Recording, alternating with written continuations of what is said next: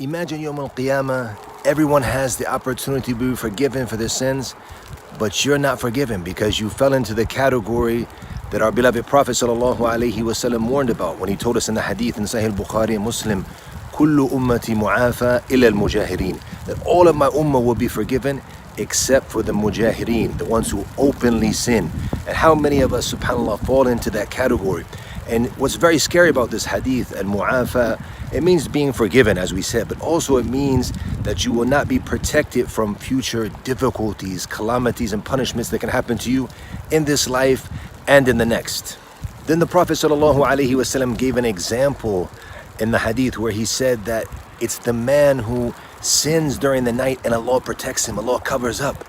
But he comes in the morning, he exposes his own sin, and he tells the people, you know what I did last night? I did this and this and this, and exposes his sin, and he tears down the sitr, the cover-up that Allah subhanahu wa ta'ala covered up for him the night before. Therefore, if you're going to fall into sin, and all of us fall into sin, make sure you don't do it openly. Don't display them openly, especially the people now who even expose themselves on social media showing their sins. Fear Allah, have some shame in your game. Don't do it in front of other people. Hide your sins.